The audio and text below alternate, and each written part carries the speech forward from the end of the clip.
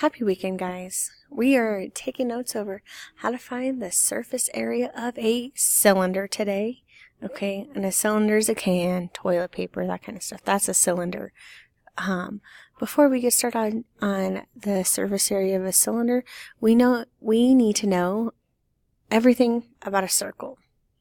So we need to know the circle center, diameter, radius, circumference, and area, because a cylinder has a circle in it.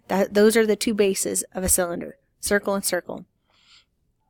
So the center of the circle is called the center. Duh. The radius is half of the circle. The diameter is all of the circle, goes all the way through, and they both go through the center. You find the diameter if you know the radius by multiplying it by 2, and you find the radius if you know the diameter by dividing it by 2. Circumference is what we call the perimeter of a circle. The circumference is pi times the diameter, or pi times the radius times 2, because the diameter, the radius is 2 times, is smaller, cut in half, so we have to multiply it by 2. Goodness. The area of a circle, that inside of the circle, is pi r squared. So we do need to know both of these formulas, circumference and area, when we get into our circle, okay, for our surface area of cylinders. Super important. Here's what we need to know about the circumference of a cylinder, okay. A cylinder is this shape. Here's what the net looks like of a cylinder. Here's the surface area's formula, which I needed to copy and paste. Don't have to memorize it, okay? Because if you use the net, it'll be okay. And remember, here's the important things that we need to know about a circle. The circumference, the area, the inside, and the radius. Those are important things we need to remember. Let's start off with some examples about circles so we can get used to how to find things on a circle. Let's go ahead and look at finding the radius of a dartboard circle that is 9 inches, finding the diameter. So this dartboard has a radius halfway through the circle that is 9 inches. What's the diameter? The diameter goes all the way through. What is 9 times 2, because that's how we go from radius to diameter. It is going to be 18 inches. 9 times 2. The diameter of a clock is 1 foot, so we have a clock diameter is 1 foot. What's the radius? Halfway. So the radius is equal to, from our formulas given above, 1 diameter divided by 2, which is equal to 1/2. 1/2 of a foot. Okay. Now let's go into our circumference formula. Here's how we remember what circumference is. Cinderella is 2 pi's round. I like to go from radius because then I don't have to memorize diameter. So let's go ahead and look at 3. This figure is pointing out that the radius is 70. Radius is 70. So Cinderella is 2 pi's round. 2 times pi times 70. Now multiplication doesn't matter, so we're going to do 2 times 7 first. 2 times 70 is 140 times pi, and now we save that very last calculator part to the very end. So let me grab that calculator, and it says approximate pi to 3.14. That's exactly what we're going to do. 140 times 3.14 is 439.6.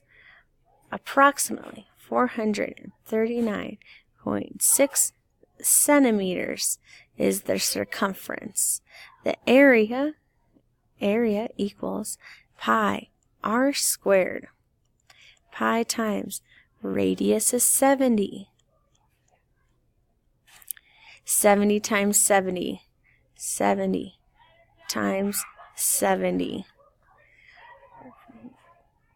49 with 2 zeros times pi. Now we're going to approximate it using 3.14 times 3.14. 15,386. 15,386 inches, and we still have to approximate it because we approximated pi. Did I do that right? I think I did. Yeah. Okay. Here's how we find circumference, and here's how we find area. I grabbed them from the two formulas. A equals pi r squared. Remember that square means multiply it by itself. And I just went through and used the order of operations. Let's go ahead and look at example 4. I'm going to have to erase my work here. And let's go ahead and find the circumference from problem number 4. We are given right here, this whole thing is the diameter. So let's cut it in half and get the radius. Okay, the radius is 12. C equals 2 pi r, or you could use pi d, okay, 24 times pi is what we need to do now, and this is going to become an approximation. 24 times 3.14 is 75.36, 75.36 inches. That's the circumference. That's what we call the perimeter of a circle, circumference. The area, pi r squared, is pi times 12 times 12. 12 times 12 is 144. Now I have to multiply it by pi, and that approximately equals 144 times 3.14. 452.16. 452.16 inches squared. Oh, go back to example 3 and make sure I put squared in there. Double check. This is how we find the circumference and the area of a circle. Okay, we need to know this to find the surface area of a cylinder. Number 5. Circumference equals, by the way, this is radius, 2 pi r. 2 times pi times 5. Now we'll have 10 pi. 10 times 3.14, don't need that, is 31.4 inches, and it's approximately. Area equals all pi's r squared. All pi's r squared. That's how I help myself remember it. It equals pi times 5 times 5. 5 times 5 is 25 times pi. 25 times 3.14 is 78.5. Approximately 78.5 inches squared is the tambourine. We're going to skip example 6. I would like you to go ahead and pause your video and try these on your own problems for circles. Okay, see if you can't do them. Resume your video when you're ready to check your answer. Thank you for pausing your video. Here's what we should have got for our circles. I should see some work. Okay. Now let's just jump into how do we find the surface area of a cylinder.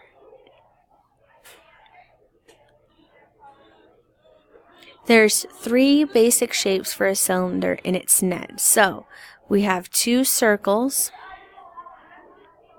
for the bases and a rectangle for the lateral face. Okay, so two basic shapes, circle, circle, and a rectangle. This cylinder in our first example has a radius of 2. A radius of 2. And a height, this part right here, a height of 5 meters. Find the surface area, round your answer to the nearest tens. So again, there's 2 ways we can solve this. We can just find the faces, okay, find all the faces, add them up, or we can use the formula. For this one, we're just going to do the surface area of each face and add them up. And the second one, we're going to do the formula. So the two basic circles, the area of the two circles, area equals pi r squared, which equals pi times 2 times 2. Radius is 2, which equals 2 times 2 is 4 times pi. Now we're going to approximate and round to the nearest tenth. Let's go ahead and do 4 times 3.14. 4 times 3.14 is 12.57. 12.6. Approximate to the nearest tenth. The 6 makes that 5 become a 6. So there's our area of our circle, and we have 2 of them. So circles approximately equal. I'm going to multiply by 2 to get both of them. 25.1. I have both of those faces. Now we need to find the rectangles. We need to have that height, okay, and we need to have the length because the area of a rectangle is length times width. We need to find the circumference for the last surface. C equals 2 pi r, which equals 2 times pi times 2, which is also going to be 4 pi, and we already approximated that to 12.6. So here is the circumference. Right here is the circumference. Right here is the height. We needed to be able to find the circumference in order to find the whole circle, okay, in our net. Now we're just going to go and do 12.6 times the height 5, because this is the area for a rectangle. 12.6 times 5 is 63. Now we just need to add them together. So 63 plus 25.1 is 88.1. So S equals 88.1 meters squared. Now let's go ahead and try P with the formula and see how that one works. All right, let's try our last example with the formula. The formula is S equals 2 pi r squared, which is the circles, the two circles, right here, pi r squared, multiplied by 2, that's where that's grabbed from, plus circumference, which is 2 pi r times the height to get our rectangle. So 2 circles plus a rectangle. That's where this formula comes from. Okay, now we're going to plug in our information given. We know 1 is r and 2 is h. 2 times pi times 1 squared plus 2 times pi times 1 times 2. I just plugged in for r and plugged in for h. Order of operations, please. Parentheses. Well, ones that mean multiplication. Excuse exponents. 2 pi times 1 plus 2 pi times 2. 2 pi plus 4 pi. 2 plus 4 is 6 pi, because those are like terms, they both have a pi. Now I'm just going to do 6 times pi. 6 times 3.14. 18.8. Approximately equals 18.8 inches squared of P's. So you can, at this point, use the formula or use the net. It's up to you. Here is your on your own problems. Go ahead and try these 3. When you're ready to check your answer, press resume. Here's what you should have. Your checkpoint is up and going. Please try that checkpoint. I hope you guys are having a good weekend. Later.